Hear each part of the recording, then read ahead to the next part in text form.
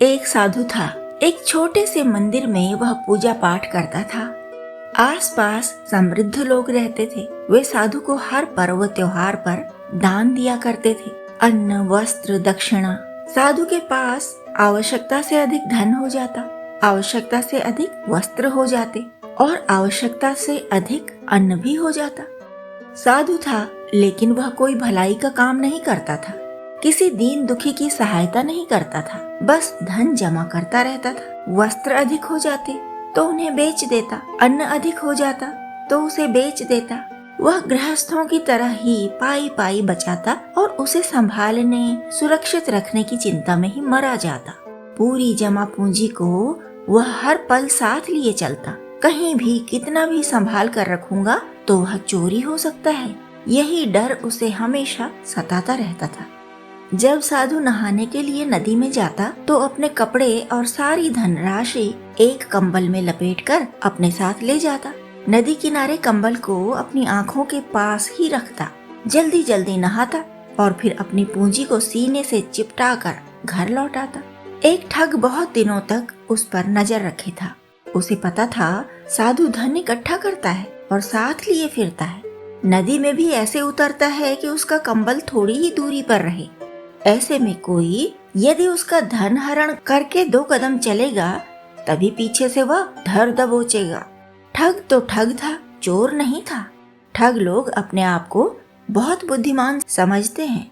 दूसरों की लापरवाही का, भोलेपन का और मूर्खता का वे भरपूर लाभ उठाते हैं। उस ठग ने भी यही किया। एक दिन वह मंदिर में गया और बहुत नम्रता के साथ बोला, साधु महाराज, आप महाज्ञानी हैं और मैं ज्ञान पाना चाहता हूँ, मुझे अपना शिष्य बना लीजिए। साधु ने सोचा, अच्छा है, कोई शिष्य साथ रहेगा तो सेवा ही करेगा। साधु ने उसके बारे में कोई जानकारी नहीं जुटाई, उसका अता पता नहीं पूछा, बस रख लिया साथ चेला बनाकर। चेला तो खूब अभिनय करता, कभी पाँव दबाता, कभी पंखा झलता, खूब व्यंजन बना बनाकर गुरुजी को खिलाता। उनके साथ नदी पर भी जाता, उन्हें नहलाता, उनके कपड़े धोता और वापस लौटते समय धीरे धीरे टटोल टटोल कर धनराशि कितनी होगी इसका अनुमान लगाता जाता। साधु को तो एक सेवक मिल गया था, वह खूब खुश था।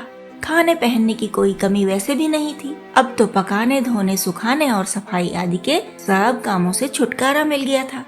ठग मंदिर को भी खूब स्वच्छ रखता। इस तरह साधु का पूरा विश्वास पा लिया ठग ने। खूब पकाता और खाता, गुरु की सेवा का बहाना पकड़कर पैसे का ही जोड़ घटाना करता रहता, मन ही मन। ज्ञान तो साधु के पास कुछ था ही नहीं। ज्ञान होता तो पैसे के प्रति इतना अंधा मोह क्यों रखता। वह बस इधर उधर की बातें करता रहता था, निरर्थक सी बातें, निरुपयोगी बातें। ठग चेला हाँ में हाँ मिलाता रहता और कहता, गुरुजी आप धन्य हैं, आप धन्य हैं साधु महाराज, साधु महाराज आप बहुत बड़े ज्ञानी हैं। साधु गदगद हो जाता। धीरे धीरे धन की पोटली की रक्षा के लिए भी वह निश्चिंत होता गया। हट्टा कट्टा चेला जो साथ था, नदी में नहाने का भरपूर आनंद लेने लगे साधु जी महाराज। एक दिन तैरते हुए थोड़ा दूर तक निकल गए नदी में, तो किनारे बैठा श्रद्धालु शिष्य उनकी पोटली ले भागा। वह तो पूरी तैयारी से था। वहाँ से उड़न छू हुआ तो मीलों मील दूर निकल गया।